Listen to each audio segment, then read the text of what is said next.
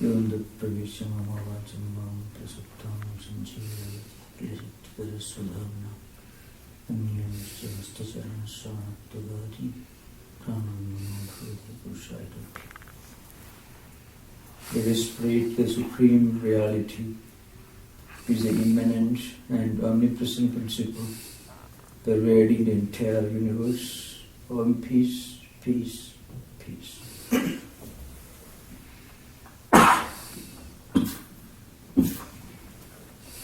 Yoga as a way of life was the subjects that we have been dealing with last time.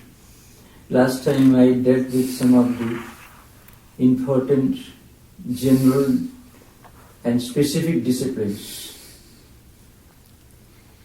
like non-violence, purity, contentment, steadfastness, devotion, concentration, and so on.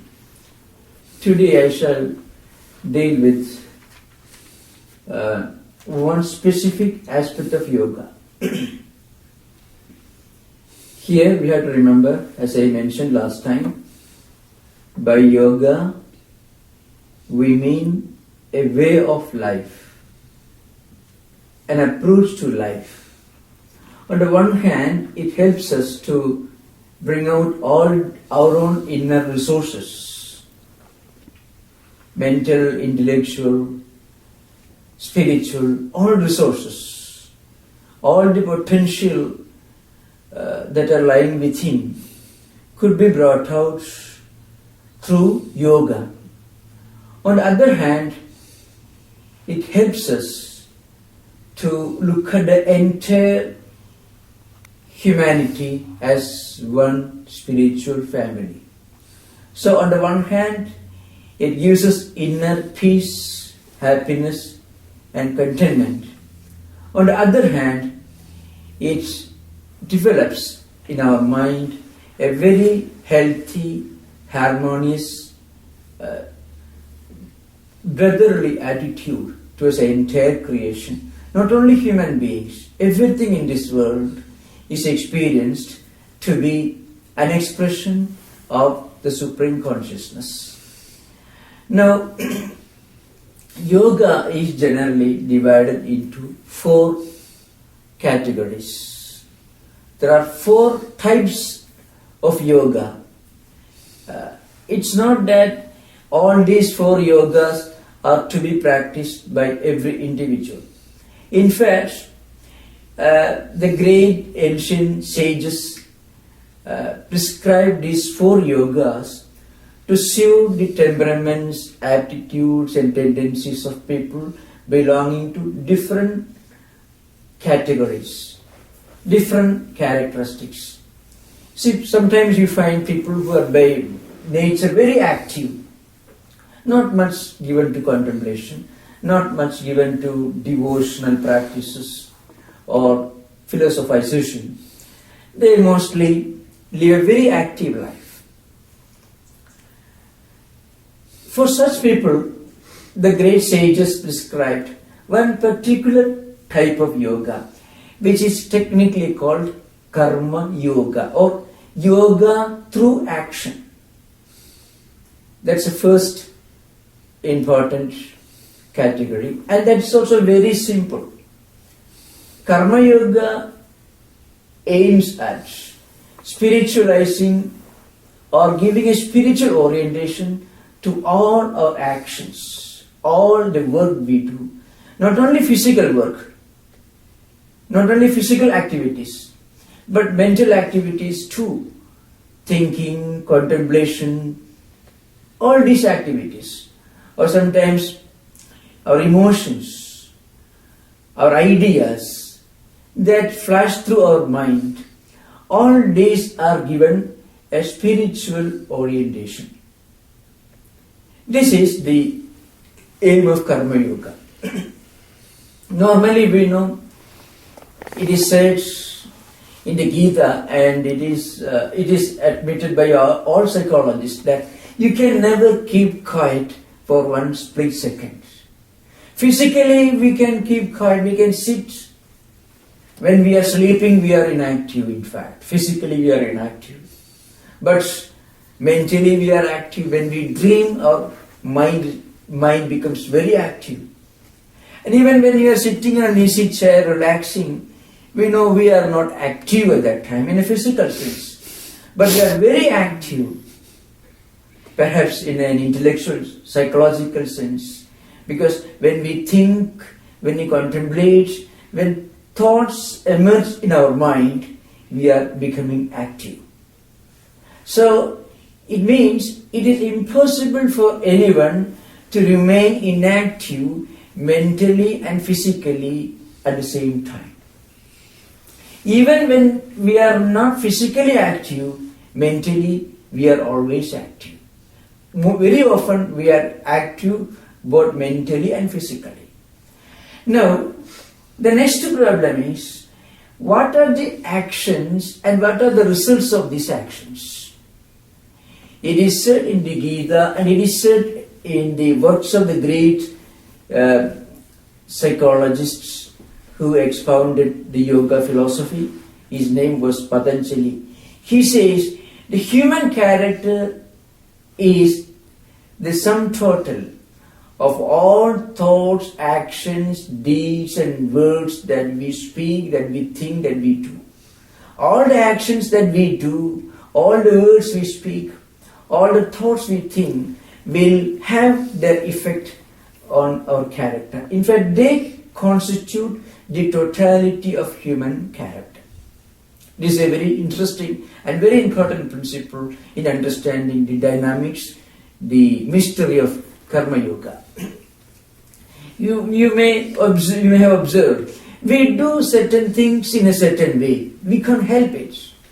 Sometimes, people who are well established in the ideal of truthfulness, even if they deliberately work hard, they cannot tell a lie. Even if they decide to tell a lie, it will be a truth only when they really try to speak a lie. So also people who are habitually given to speaking lies cannot speak one truth. Even if they contemplate and work hard, they cannot speak that truth. That means there are certain inherent tendencies and impressions which constitute the totality of human character. Now, according to Vedantic philosophy and according to yoga psychology, what really happens is, this character, as I said earlier, is formed and it becomes the totality, the external expression of all the thought currents that are associated with our actions. And this will take us to the mystery of the formation of human character. What we see and what we experience in this life is only tip of the iceberg. An iceberg, what is visible above the water level is only a fraction, a small part of the iceberg. Maybe 80% or 90% of the iceberg may be below the water level, which is not visible to us. Similarly, whatever we express today, whatever we understand as our character today, is only a fraction of our character. The rest of the character is related to the actions that we have done, not in this life, in previous life. Because law of karma and the doctrine of rebirth, these are two important principles to be understood, to know the true nature of karma yoga. As I said earlier, in yoga psychology and Vedanta, we don't have just one life. We don't have just one existence. What we have, which we call life, is nothing but a continuation of life experiences that we had sometime in the past. And we may have had hundreds of lives in the past. So in these lives we have accumulated so many tendencies, impressions and characteristics which constitute the nature of our human character. And according to this character, we continue our actions. What we do in this life depends upon our character. And our character itself is the result of what we have done in the past. That's how it is related. It means life is, in one sense, life is one. It's an endless flow of character, actions, and these actions again influencing character, and this character again determining the kind of actions that we do. So in one sense, it is a continuous flow. But then, in another sense, life is not one. So, according to our actions, character is formed, and according to character, actions are performed. Now, generally, as I said earlier, when we perform our actions, very often we work as slaves, not as masters. We do many things which, when we go deeper, when we think later, we feel that we should not have done. Very often it happens. There is always a conflict between the lower self of mind and the higher self of mind. It is not Atman, the lower mind, the higher mind, you may call it. At one level, we want to get out of this bondage, this slavery of action. On the other hand, we cannot do that. Now, Karma Yoga tells us that karma or action which normally binds us to this world, to this chain, can itself be used as a tool to break these chains. Karma, which we normally do with a definite motive, with a strong desire, with a great attachment, and which becomes a source of bondage, can be transformed into a tool, an instrument for breaking the very chains which bind us to the world. And the great psychologists and also great scriptures like Gita tell us that when karma performed with attachment, it creates bondage, and we are forced to do work as slaves. But the same karma, when done, when performed without a selfish motive, helps us to do it as a master. So karma or action can be done as a master, and also it can be done as a slave. When we are attached, we are forced to work as slaves. When we are not attached, we can work as masters. When there is no desire, we can be free from attachment. When there is desire, we become attached to the results of the actions.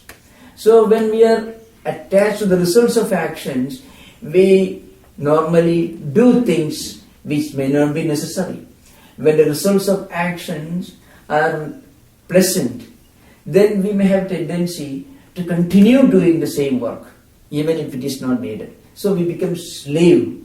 We are enslaved by this desire. On the other hand, if we are detached, non-attached to the results of actions, then we can work, but we can work as masters. Vivekananda tells us that all the great spiritual personalities in the world, whether you take Jesus Christ or Buddha or Shankaracharya or Ramakrishna Paramahamsa, anyone for that matter, all the great spiritual personalities who have overturned the world, who have made a permanent contributions, they made permanent contributions to the totality of human civilization. They have been great workers, but they worked without desire. They worked without perfect non-attachment. Detachment is sometimes the word used. It doesn't have a negative connotation. It means they were not attached to the results of their actions. So they could work as masters. So, a few important points to remember is we are inevitably dragged to some activity or other, either physically or mentally. There is no escape from it. Second point is, if we work with attachment and desire, we are working as slaves. If we work without attachment and desire for the results of our action, then we can work, and at the same time we can work as masters. Here question may naturally arise, can we really become efficient when we work without a strong motive, with a strong sense of attachment to the results? This question may arise. Is it possible to be efficient and effective in the area of work when we work without any desire? Great scriptures like Gita tell us that it is possible. It is not that we should be indifferent towards work. We need not be indifferent. We can be efficient. We can be enthusiastic. But when we work and when we do our duty for its own sake, then it is possible to be efficient. At the same time, it is possible to be non-attached. Some of our ancient scriptures speak of great karma yogis, being practitioners of karma yoga in ancient times. This is such people were called Rajashaya, means they were both kings and also sages. These terms are used. Great men of worth who combined in their character the attributes of a sage and also the attributes, the characteristics of a king. A king has to be active, he has to be dynamic, he has to be efficient, he has to be prompt. But generally, such people become workaholics. They work as slaves.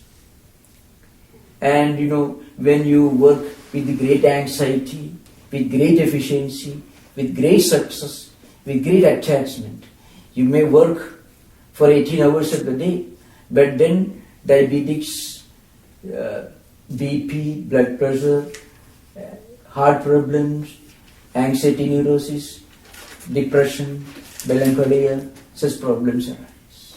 It's called, sometimes they call the problems of abundance. When we are industrially advanced, when we become economically successful, when we become successful in our professional life, when we work very hard as workaholics, we succeed, but then people may succeed in making money, in making wealth, but then by the time it's time for retirement, they become physically and psychologically, they are rendered incapable of enjoying the wealth and the good things that they have created through hard work. Now, is it possible to avoid these problems like anxiety, neurosis, depression and other problems associated with workaholism, and at the same time be successful in professional life? So, great texts like Gita tell us that it is possible. Combine efficiency with contemplation. That is the technique they give. Be efficient and active, but contemplate. Now, this will take us to certain other aspects, philosophical aspects. Now, we have to live in this world. We work in this world. There is no way out, because even if we choose to be, even if we try to be inactive, we are forced to work. Even if we sit quiet somewhere, mind is active. So there is no such thing as being inactive, both mentally and physically.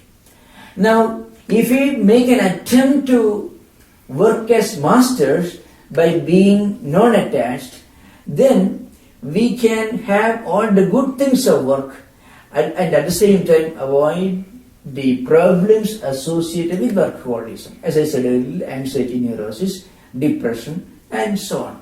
What really happens when we work with great desire, great anxiety, with great application and great attachment, we are very much anxious as to what will be the results of our actions. Even when we are engaged in work, we will be always thinking about, worrying about what will happen if I fail. A businessman may be worried about the collapse of the stock exchange. An industrialist may be worried about loss of profits. A student may be worried about getting a high grade, a low grade, and job security, and so on. All these are problems. Now, even when you are engaged in work, there is a problem, anxiety. And when you are anxious, when you are anxious due to too much attachment, we are not able to concentrate on the work we are doing it with any real effect, because a part of mental energy and power of concentration will be taken away, will be neutralized by anxiety. And then if the results are not up to expectation, disillusionment, disappointment also will come. So anxiety, neurosis at the time of doing work, depression if the results are not up to the expectations. Now, on the other hand, if we keep in our mind, I am doing my duty, I shall do to the best of my expectations, duty for duty's sake, then what happens? We are not worried, we are not anxious. So we are able to concentrate our mind more effectively on the work at hand, on the work we are doing. So naturally the work will be more effective and the results also will be much better. And then there will be no anxiety, no worry while being engaged in work, and no depression, no disappointment if the results are not up to the expectations.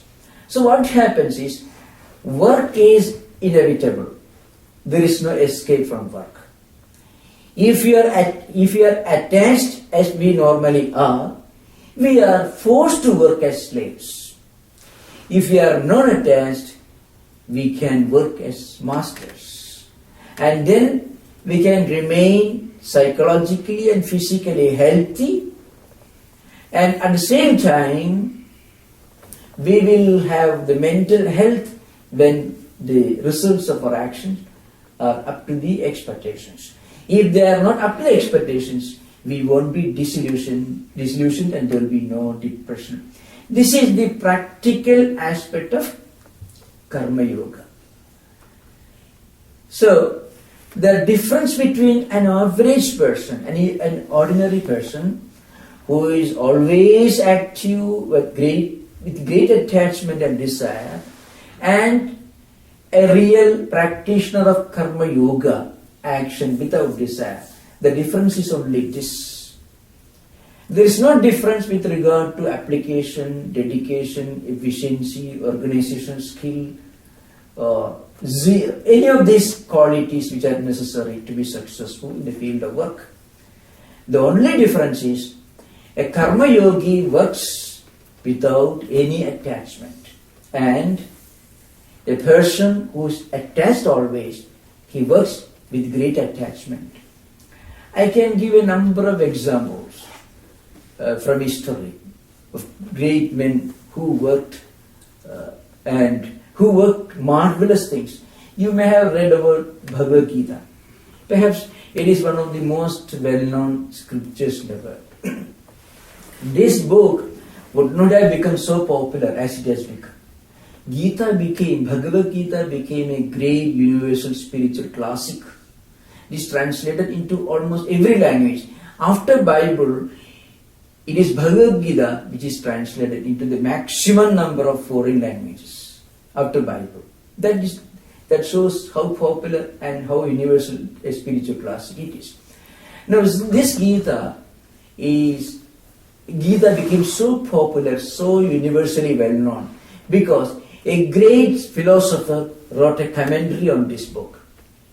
And that philosopher's name was Shankaracharya, or Shankara sometimes. He is the exponent of the non-dualistic philosophy of Vedanta, the what you call Advaita or non-dualistic philosophy of Vedanta, which teaches us that reality is one, that reality is supreme consciousness, which is sometimes called Atman, which is the residing immanent principle in all living beings, which is the omnipresent, all-pervading reality, and which is the transcendental principle, which cannot be defined, which can only be experienced through meditation. When we reach a level of mystical, spiritual consciousness, we identify that this supreme consciousness is the essence of all living beings. It is the immanent reality present in everything. And this great philosopher, he wrote a commentary on Gita. Not only that, in fact, it is one of his several works. He was the one who wrote commentaries on the Upanishads and other classical works which expound the philosophy of non-dualism. And he is also the author of the most sublime devotional poetry in Sanskrit literature. And he travelled all over India 4 times. And he lived in 8th century. He was born in 778 and passed away in 810. So total 32 years he lived. And he gave a new life to Hindu philosophy, Hindu ritualism, Vedantic tradition. He is actually the creator of Advaita Vedanta philosophical structure that Vivekananda later brought to America in the last decade of 19th century. Now, this person lived only for 32 years. Mahatma Gandhi, you must have heard of Mahatma Gandhi. He himself was a great karma yogi. Mahatma Gandhi says the great Shankara combined in his life the energy resources of thousands of Napoleons. Mahatma Gandhi writes in a sentence. So just imagine. See, you have to judge the impact of a person's work not only on the effect it produces during his time, but on the succeeding generations and centuries, the effect. Today, we are talking about yoga, we are talking about Vedanta, we are talking about so many other Eastern mystical traditions. Actually, they were really expounded for the first time in authentic language by Shankaracharya.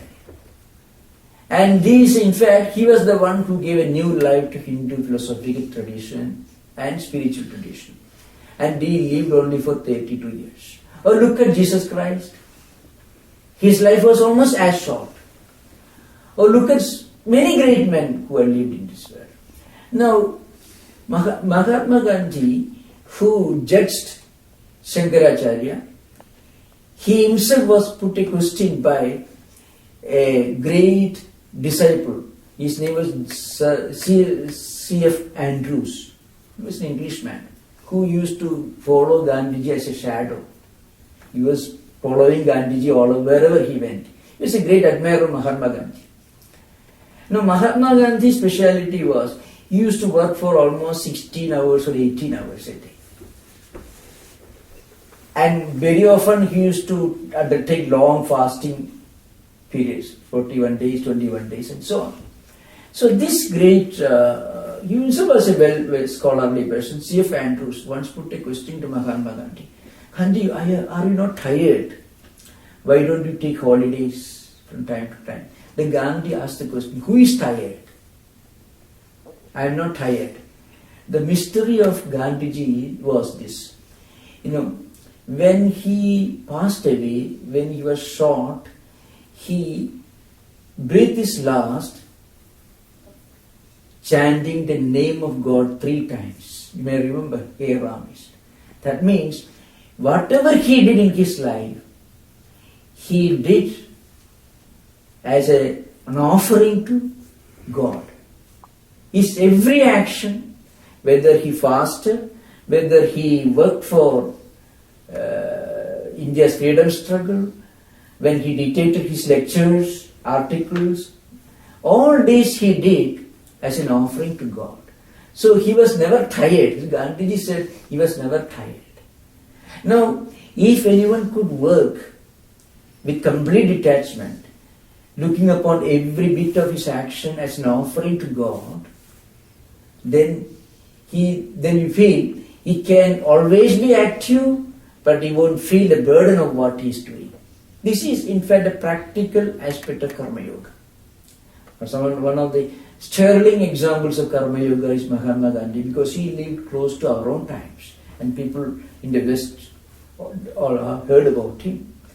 So a person who was old and frail looking and who walked all over the country organizing people, and who was the prophet of the philosophy of non-violence in modern times, this person worked for 18 hours. Very often he slept only for 4 hours a day, but he was never tired. And the reason he gave was he never felt he was doing anything. Whatever he did, every action, whether his speeches, whether his deeds or his thoughts, he all offered as a flower at the feet of God. Now, those who believe in God, it is easy for them to practice Karma Yoga. The God who is omniscient, omnipotent, is compassionate, he is the creator of the universe, and who doesn't who doesn't divide mankind into believers and non-believers, who welcomes even non-believers also, who opens his doors even to non-believers. Such a God whom Gandhiji believed in. That God was his ideal. So whatever he did as an offering to God.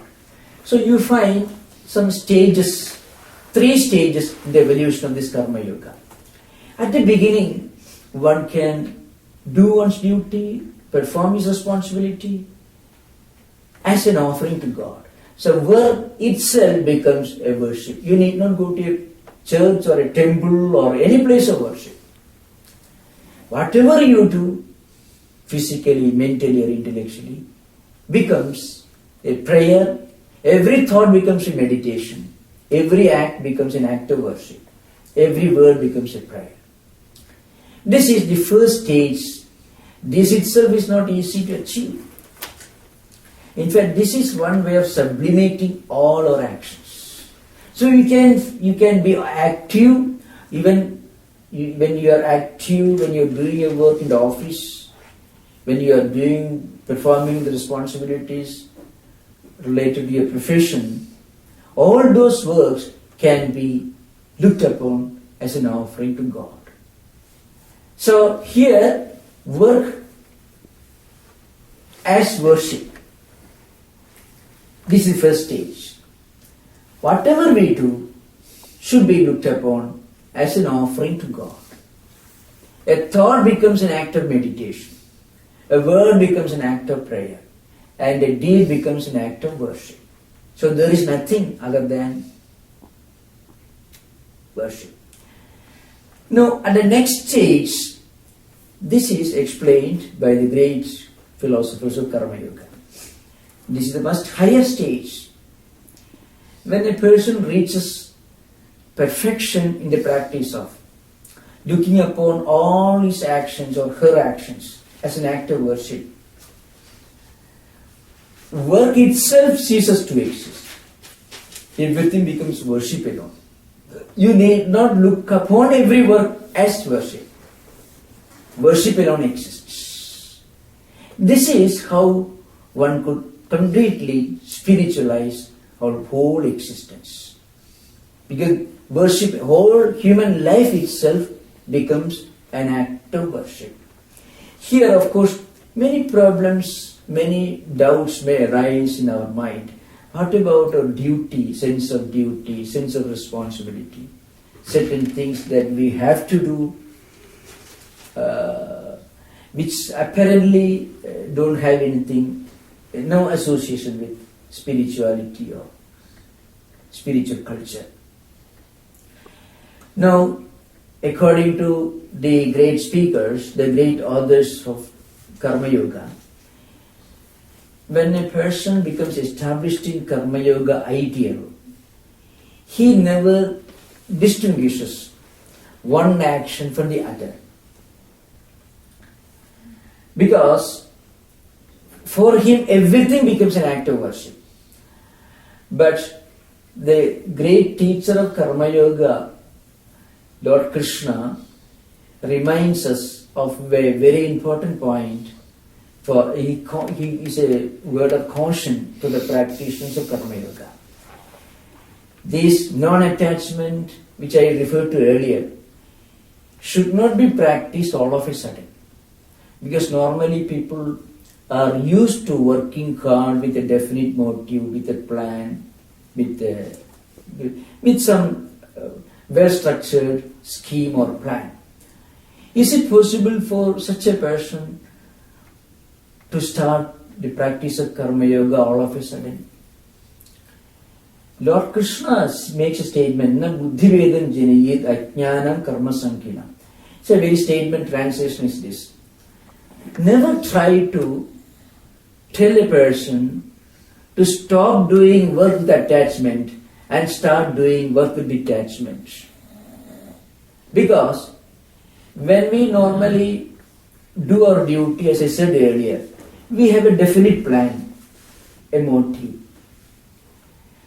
And then, if such a person suddenly starts, or if he tries to practice action without a definite motive, he may become indifferent and he may fail in that action. It creates a great confusion. So what happens? It should be done stage by stage. One should not practice this Karma Yoga all of a sudden. But one should keep mind familiar with this idea and try to become more and more non-attached to the results of actions. Or one should try to reduce attachment to the results of action. What happens is, if a person suddenly becomes non-attached, it can lead to some kind of laziness or indifference. Without any definite plan, if an average person starts the practice of Karma Yoga, suddenly he may think that he is practicing Karma Yoga, but his mind is not ready. His intellect is ready. He has intellectually understood the principles of Karma Yoga, but mentally that person is not ready. So slowly he should get familiar with this idea and he should keep reducing his attachment to the results of these actions. If one could do that, one can combine the efficiency, the dynamism, and the zeal of a successful man of action and the calmness, the serenity of a saint. Both can be combined. Within us, we can remain calm and peaceful, tranquil. The serenity, the saintliness of a rishi or sage. But at the same time, outwardly, we can be active and dynamic. So how to combine contemplation within and action without? That's what Karma Yoga is teaching us. On the one hand, it tells us to combine action and contemplation. On the other hand, it becomes, from a psychological or psychiatric point of view, it provides you a remedy for all the problems related to anxiety, neurosis, job insecurity, depression, and other problems. So this is one thing. So I have just tried to outline some principles of Karma Yoga. After this I shall continue. But before that, I would like to invite some suggestions. If you have got any points to be discussed further, I can explain those points. I can give more elaborate explanations of some of the points which I have just hinted by class. You can suggest any points.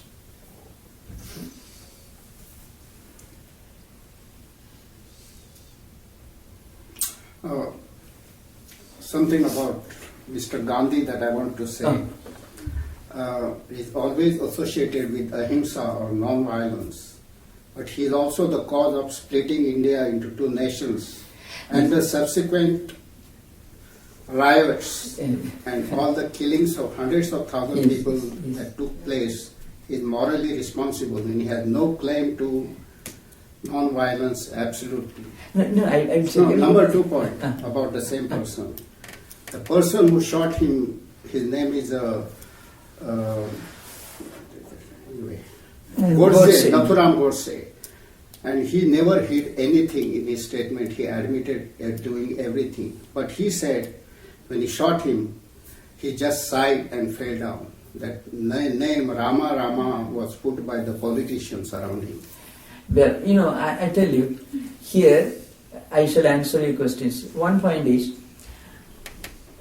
I do believe, because I heard from different sources, including some very respectable and reliable persons whom I have no reason to disbelieve, that Gandhiji uttered the name of God Rama 3 times. You may or may not believe, that's a different matter, because this is a matter of belief, but I do believe. The first principle, the first part of the question I shall answer, because that seems to be more sensible now in this present context. Now look here, all these well-known persons, the doctrines they preached, the political ideologies they preached, may not be always acceptable to everyone. There are some people who had certain great qualities as individuals, but what they thought, some of the ideologies for which they stood, which they advocated, may have led to some unwelcome, unfortunate consequences. That is true. I am not referring to that.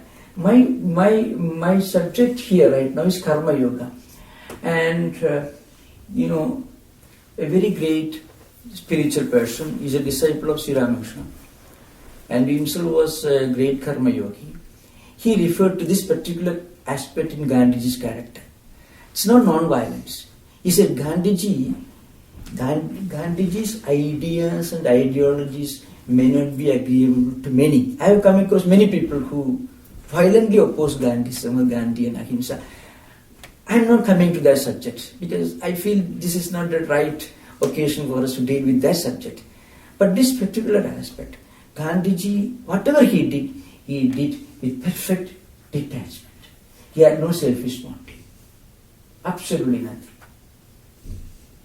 That's what he could continue working for 18 hours a day, because whatever he sincerely believed and thought that whatever he did is God's work. That may not be agreeable to many. I have come across many such people. That is altogether a different subject. His concept of non-violence and etc. different subject. But what I feel, but he could inspire many people who are themselves all over the world. But as an individual, he is taken as a classic example of action without desire, perfect unselfishness. That aspect only I wanted to refer. That is the subject of discussion right now. Other aspects are there many, you see. 91 volumes, huge volumes, each volume the size of Encyclopedia Britannica you find. Gandhi's complete works, 91 volumes. So many things, which may be agreeable, disagreeable. That's one subject. Any other point related to this Karma Yoga aspect, please? I'm trying to get this straight. So it's really hard to picture being detached. And then you say that it could lead to indifference. So you can be detached and still care, but not care about the outcome? Is that... Yeah. It's not indifference towards the results. Right? We should concentrate on the means. If we concentrate on the means, if the means, the tools, instruments are perfect, then the results will naturally be good. So let us concentrate on the means. That is the idea behind Karma Yoga. So when we do the work, if we do it with sincerity, with perfect concentration, and perfect concentration is possible if you are completely non-attached, because mental energies are not distracted. by anxiety and worry about the results. So naturally we'll be able to do the work more effectively. And that will take care of the result. If the means are all right, then the results cannot be wrong. That's the idea behind it. In fact, from a philosophical, logical point of view, it's difficult to convince anyone of this, because naturally we are conditioned to do things with a definite plan and motive. It's natural. But when our actions produce problems, then we think, what is the cause of these problems? Anxiety and so on. We will find it is too much botheration, too much worry about the results of our actions. That's creating all the problems in mind. But we cannot keep quiet. We cannot be inactive, because inaction is psychologically an impossibility. Psychologically, inaction is impossible. Anyway, we have to work. Even if we don't work as masters, we will be forced to work as slaves. In fact, generally people are forced to work as slaves. When our desires, motives dictate terms to our mind, then when the senses drag our mind towards different objects of attraction, then we are naturally being enslaved by the senses. So there is no freedom. So better be detached. Detached means non-attached in that sense. Not that we should be indifferent. We should not be indifferent. It is not indifference. In fact, a perfect karma yogi, when he thinks or she thinks that whatever he does is an act of worship, we be very careful. Because when we do something very solemn, very sacred, which we consider to be very, very holy, we won't do it in an indifferent way. So we can do it with great concentration, with great solemnity and care. At the same time, mind need not worry too much about the results of actions. This is the practical aspect of karma yoga. I hope it's clear. Clear? Okay. Yeah, I think attachment in our daily life has to do mostly with identification of form, which is impermanent. Yeah. Identification of? Yeah. Identification of? Yeah, I say we are attached to things that are impermanent, which is the form. True. Rather than the spirit, which is eternal. Yes. And I think on a practical matter, how we can maybe practice to become more detached would be practicing it every day. Yes. A British woman, Karen Kingston, she wrote a book, Clearing Your Clutter with Feng Shui. And she says she did practicing with people. She gave them, advice about uncluttering their home. So she would go into a closet and there would be maybe 40 shirts hanging there. She would ask the owner, which are your favorite shirts? And most people would have 6 or 8 or 10 shirts that they favored and wore all over and over. The other 30 they didn't wear. Then she said, why do you even keep them? She said, what is number 11 shirt? When did you wear that one? 10, 15 years ago. So she said, why do you keep it? There's old energy attached to it. And when there's a stuck energy, once you get rid of them, donate them, give them to somebody that needs them, and you create a room or a space where you will bring in positive energy. And also, I think, by practicing it every day, I try to do that every day. 2 or 3 things I give away every day. Yes. And, by the end of the year, you have almost 1,000 items. It could be a small item, a book, or a shirt, or a shoes, or whatever. And, unclutter it, and you unclutter your mind, and you unclutter your soul and your spirit, too. And I think also with attachment in the Buddhist sense, too, they said, too, attachment is the root of all suffering. Yes. So if we don't want to be masochists, unless we are masochists and enjoy suffering, then be attached. But if you don't enjoy suffering, then don't be attached. In fact, Vedanta gives a clue to Yeah. the psychology of non-attachment. Yeah. So Vedanta says, no, everything in this world other than consciousness is impermanent. Yeah. We normally become attached to things when we mistake them to be permanent. But really they are not permanent. Now, you care for something and you worry about something, you become mentally too much attached to something when you think that it is permanent or it could bring you permanent peace, happiness, satisfaction or anything. Yeah. The moment you realize that it is impermanent or whatever it produces cannot be permanent, Yeah. that moment you can start practicing non-attachment. So actually, from a psychological point of view, the psychology of attachment is always related to the feeling that the objects of attachment are permanent. People, you see, so that's why in this, I mentioned earlier the Rajarshi context. I shall explain it a little further, Yeah. A king and a sage rolled into one. Uh-huh. That should be our character. Now the question arises, how is it possible? A king not of modern times, king of medieval ancient times, where they are all powerful dictators, They have to be very active and they have to acquire a lot of wealth. Uh-huh. And wealth is sometimes defined as the sign of king in ancient scriptures, because the whole kingdom belongs to him. So naturally, all the comforts, everything in the kingdom belongs to him. But along with that, he also thinks that they are permanent, so they belong to me. Then he became attached. But suppose a king who owns a large kingdom also realizes the fact that the kingdom and all the comforts that come along with it are all impermanent. Mm-hmm. They will vanish one day. Then he can practice the non-attachment of a sage. Because a saint realizes that all the kingly comforts will come to an end one day. Mm-hmm. But average normal king doesn't do that. But a king who is outwardly a king and inwardly a sage can combine that higher wisdom of saintliness and the dynamism of the king. That is the idea mentioned in the Gita called Rajarshi, means the king and Rishi. Rishi means sage.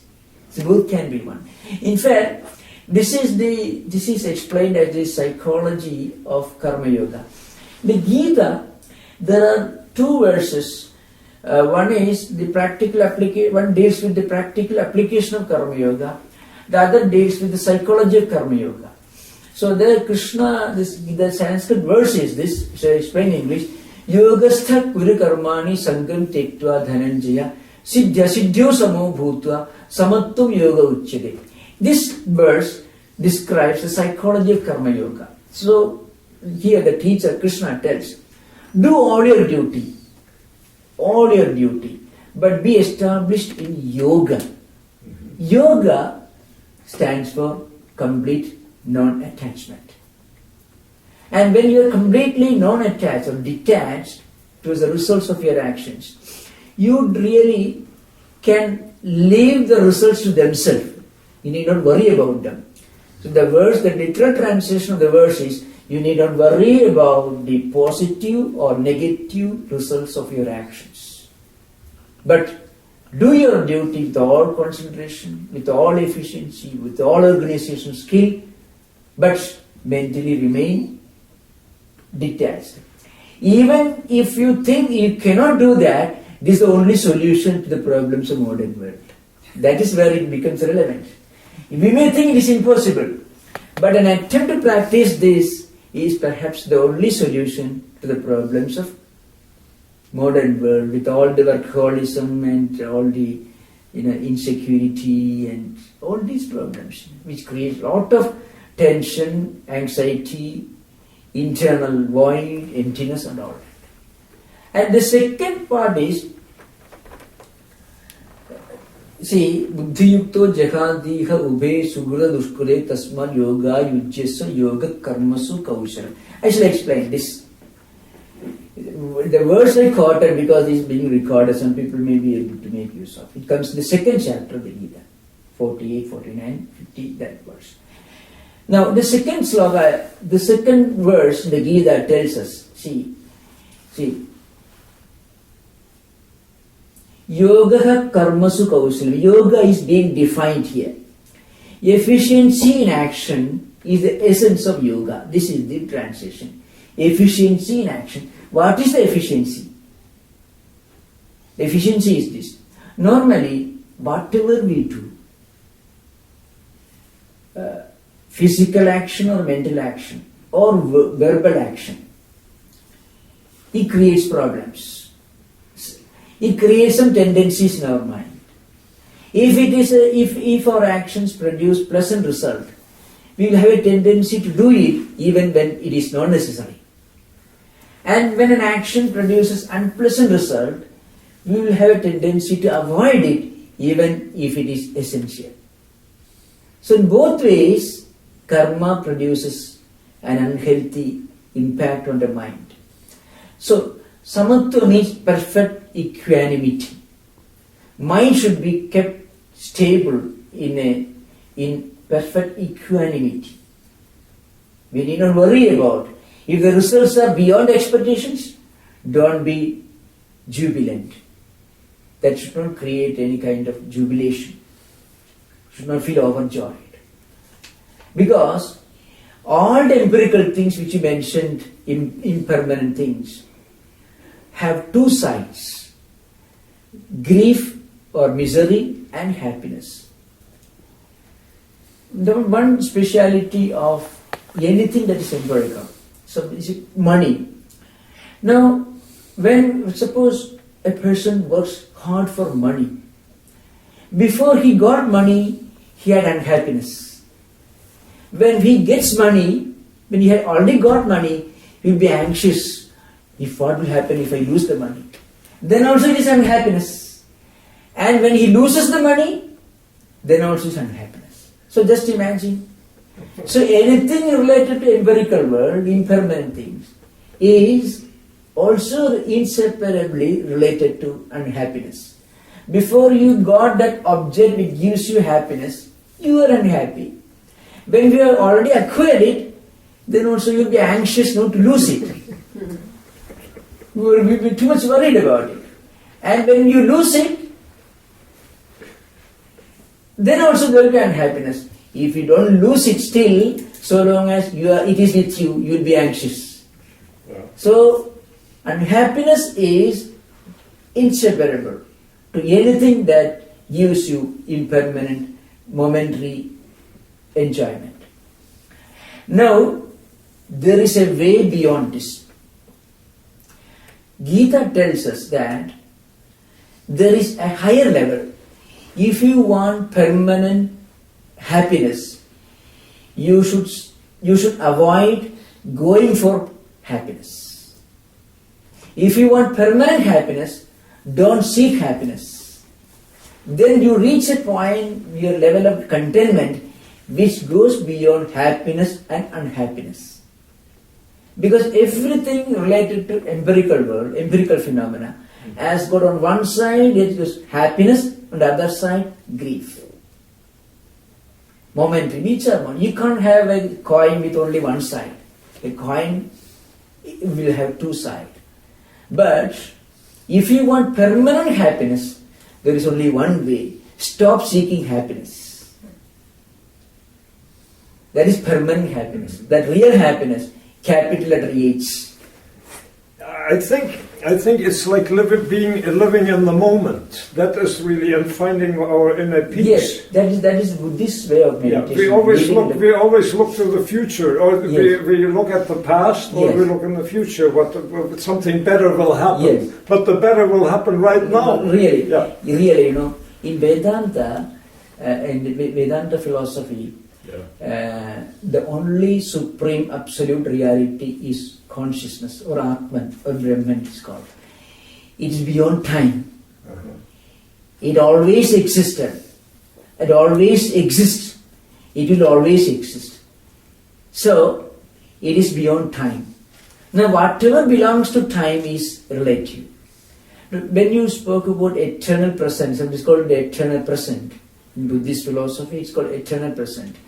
See, the past also you experienced only as a form of present. The future also you will experience only as present. In fact, there is neither past nor future. Why? You are talking about past, but the past was only present when you really experienced it. And you are talking about future. The future will never, you will never experience your future. The future, when you experience it, will be present only. That means only present exists. And if only present exists, then why do you call it present? The moment you call it present, then you are, because present is a relative term, and it becomes meaningful only in relation to past and future. So present is one reality which goes beyond all time. So it is, in Vedanta it is called the consciousness, which beyond time, which beyond time and beyond any kind of changes. So living at present means be always aware of this consciousness.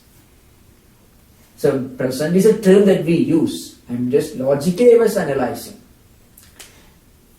So there is no present even. There is only the reality. That's the idea behind. Now, as you see your question, coming back to your earlier question, eternal happiness. The Gita says, Sukham atindriyam yettat buddhigrahim atindriyam. The absolute happiness, the transcendental happiness, which is called contentment, goes beyond the senses. When we seek something and when we get it, we feel satisfaction. But that is at the level of the senses and mind. That state of happiness will vanish when we lose it, as I said earlier. Now, there is a transcendental happiness, and no empirical thing can give you that transcendental happiness. It is an inner experience. The transcendental happiness, the permanent happiness, is an inner experience.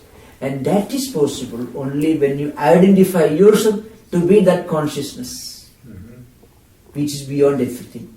And when you get a flash of this experience, you feel within, well, I have got something beyond which I cannot get anything. There is nothing beyond this. It's an inner feeling. It is called contentment. Contentment. That's what everyone is seeking. The only problem is people are seeking this contentment at the empirical level. And it is impossible to get this contentment at the empirical level. So, this is the transcendental happiness, the supreme happiness, which is called contentment. When we feel that, when we experience it, we feel that there is nothing beyond this that I can aim at, that I can seek for, that I should seek for. Could it be said that when we find our inner peace, then all our desires will dissipate? Because when we have our inner peace, we don't need anything else. Yes. This contentment is inner peace. Yeah. This contentment is inner peace. Yeah. See, when we experience that peace, we won't have any desire for the empirical phenomena, empirical objects. That's called contentment, the inner contentment. It is something intuitive. And that is what is called the mystical experience by Christian mystics, the medieval ages. And it is called nirvana in Buddhist tradition. It is called maybe Christian marriage in Christian mystical tradition, experience. And it is called the identity of individual soul and the universal soul, Jiva, Brahma, Aikya in Vedantic philosophy, and so on. It is called different names, but actually it is beyond names. It is a matter of experience. Names are only attempts to explain something which cannot be explained. And this is what is called the inner contentment or the transcendental happiness, which is not really happiness, so it's called transcendental happiness, it's called. If we can develop this, then even if our work doesn't produce the expected result, we won't be shaken. So that's why Lord Krishna in the Gita defines the psychology of yoga as mental equanimity. And then efficiency. So what he means by efficiency is this, Normally, as I said earlier, when we work as slaves, when we work with a strong desire in the mind, with a strong attachment, we are bound to our senses. We are bound to worldly pleasures. So there is a strong chain. Even when we are attached to pleasant experiences, it is also bondage. The chain is made of gold, that's all. If we are caught, trapped in unpleasant experiences, the chain is made of steel or iron. Even when we are attached to pleasant experiences, the chain is made of gold. But still it is prison only. It is only bondage. Now, there is only one way to break this chain. And Krishna tells us perfect mental equanimity. So he defines yoga in one word. The Sanskrit word, and this is Tvam Yoga Uchyate. This yoga is perfect. The experience of identity between individual soul and universal soul in Vedanta, and it is called different names in different traditions. And this goes beyond all religions. This experience is not confined to any religious tradition. It goes beyond all. When we get out of the prison walls of organized ritualistic belief systems, and when we go in search of the supreme truth, we get this experience. Such great men are called mystics, or men of spiritual experience. Joseph Campbell, in his book The Power of Myth, he studied throughout his lifetime all the mythologies and all the different religions. And he says people are so attached to the symbols that they miss the message. It often happens. And people are fighting when they have all the fighting going on between different religions. Yes. They're fighting over the symbols. They really basically believe in the same thing. That's right. So it's attachment to symbolism. Yes. Yeah. In fact, attachment takes place only at the level of symbols. Every religion, every spiritual tradition has 4 levels. Yeah. The grossest, most primitive, the kindergarten level, is the level of symbols and rituals. Yeah. Symbols and rituals. Yeah. Any kind of symbol and rituals. And there can be no unity. There is nothing spiritual, there is nothing mystical or transcendental in symbols and rituals. Beyond that, there is mythology. It is also related to this. Yeah. At the 3rd level, philosophy. At the philosophical level, there could be some parallelisms in between different religious or spiritual faith systems. Mm-hmm. But there will be perfect unity and harmony only when we go beyond all this and reach the level of experience. So, experience is ultimately the criterion of spiritual unfoldment or spiritual enlightenment. And this experience is nothing but that contentment that we were speaking about earlier, the transcendental happiness or contentment. Any questions from that? Thank you. You made this session very lively by introducing new topics for discussion. Any? With karma yoga, is there also the idea of the absence of doership? Absence of? Doership? Oh, yes. Absence of doership, no? Mm-hmm. Yes. See, when we, of course, this is related to, karma yoga. I have to make a few introductory remarks. Karma yoga it has got one special feature. It could be practiced even by people who don't believe in God. That's one special feature of Karma Yoga. Other yogas are related to believe in some transcendental reality. But Karma Yoga can be practiced by anyone who has got a strong moral conviction and a desire to lead a good life. That is a special feature of Karma Yoga. That's why Buddha is fundamental principles like the Eightfold Path and the Four Noble Truths and all, which are high moral ideas. Now, those who believe in God can practice Karma Yoga thinking that God is the doer and we are not the doers. The agentship of action is transferred to a higher reality, God in whom you believe. It makes Karma Yoga, the practice of Karma Yoga, easy for a practitioner. Now, those who do not believe in any such God, they can say, well, I am doing this duty because it is my sacred duty. That's right. So duty for duty's sake can be practiced by those who do not believe in God. Like Buddha. Buddha didn't have anything with Trishna, because desire is the cause of bondage. And Trishna, and getting out of Trishna or desire, you can reach Nirvana. That is Buddha's teaching. Now, even if a person doesn't believe in any transcendental principle or ideal can practice Karma Yoga by through the conviction that, well, I'm not a doer. I don't have anything to do in this. I'm just doing my duty and responsibility. Either you can say God is doing everything, and not I. That makes things very easy. I'm only an instrument in the hands of God.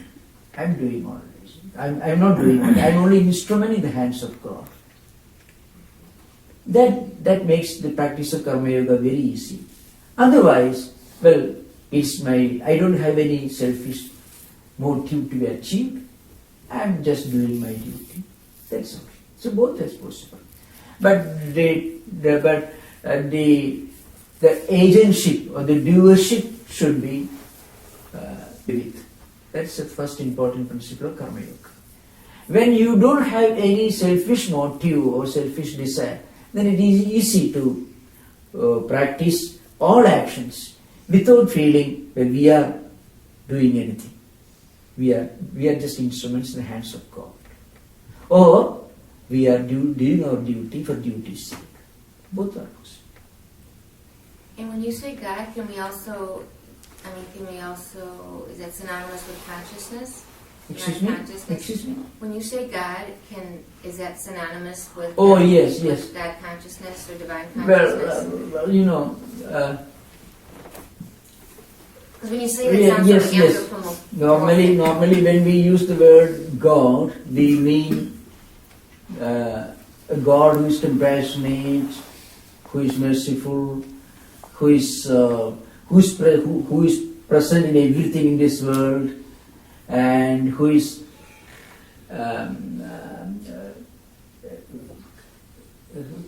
who looks after the entire creation. That's our idea behind. That is according to non-Advaitic schools of Vedanta, like Ramanuja, Madhva, Abrahamic religions, and all these religions. God has got a definition for them. There have been great practitioners of Karma Yoga during Middle Ages in many Christian mystical traditions who didn't have any selfish motive. They surrendered their actions and their life, everything to Christ, Jesus Christ. So great men have been there. So for them it is easy. That's the idea. But then those who have realized the highest spiritual wisdom through Advaita, through non-dualistic system of philosophy, cannot do anything with a selfish motive. They become habitual performers of Karma Yoga. Those who reach a very high level of spiritual enlightenment habitually, instinctively practice Karma Yoga. So, for the beginners, they should try to practice by reducing their attachment to the results of actions. For those who have reached the highest level of spiritual unfoldment, karma yoga or action without desire becomes natural and instinctive. They cannot do anything with a selfish motive. From this, anything you can ask. Can the work be done as a service to humanity? Yes, that's what that said.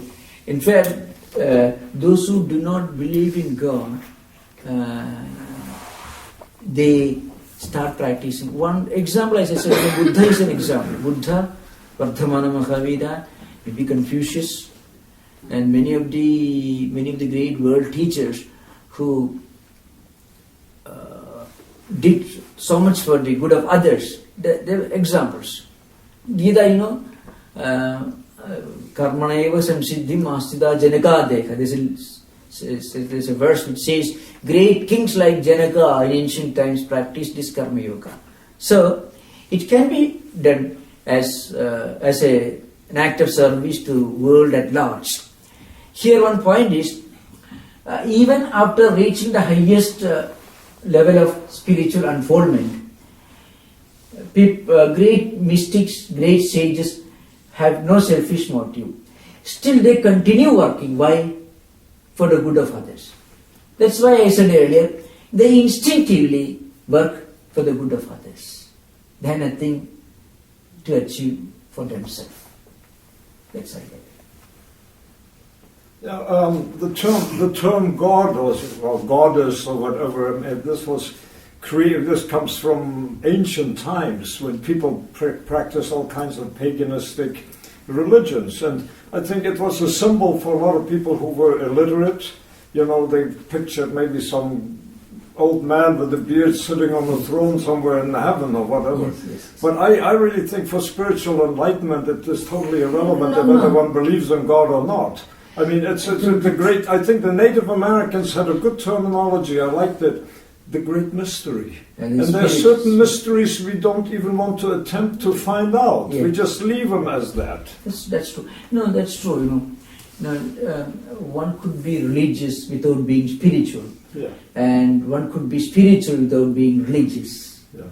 There have been many great, outstanding spiritual personalities in the world who are not believers, who didn't belong to any religious faith systems.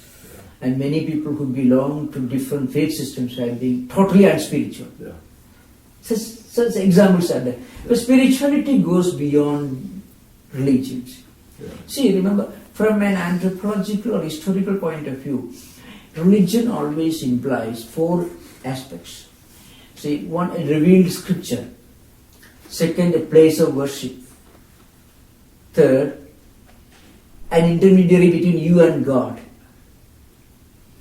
And then, belief in a creator God. See, most monotheistic religions are confined to these 4 aspects. Mm-hmm. Now, true spirituality goes beyond all this. Spirituality doesn't contradict this, goes beyond this. See, there have been great spiritual personalities who believed in God, who belonged to different religious traditions. Just that there have been great spiritual personalities who did not believe in any religious faith systems. You have the examples for both, I believe. There have been great outstanding spiritual personalities who did belong to different religious faith systems and believed in God. No doubt about it. So the other way also. There have been great spiritual men who did not belong to any religious traditions. So what I want to tell you is, in Vedantic tradition, God is not necessarily a creator God. In Vedantic tradition, the absolute reality is beyond definition. But all scriptures try to explain, and they also admit that this reality cannot be explained. Then how do they explain it? They say, this reality is immanent in all beings. It is omnipresent, all-pervading. It is also transcendent. The belief in a personal God with certain personal attributes who creates his world on a particular day with a definite purpose and who imposes on humanity certain do's and don'ts, who divides mankind into believers and unbelievers, that kind of God does not exist in Vedantic tradition or yoga tradition. Mm-hmm. In yoga and Vedantic tradition, the idea of God is not confined to any religious faith systems. Just universal spiritual reality. Universal spiritual reality. It's immanent, omnipresent, omniscient, and also transcendent. In fact, it doesn't belong to any particular religious tradition. God doesn't ask you to believe in Him. See, if a God asks you that you should believe in Him, then you don't have a very high opinion about that God who cannot exist without somebody believing in Him. So Vedanta, the highest principle, the highest idea of the absolute reality is an immanent principle. We are by our nature divine. Mm-hmm. When we get rid of this selfishness, when we get rid of all these negative aspects, then we realize our true nature, the immanent reality within. Mm-hmm. That is the purpose of Vedanta tradition.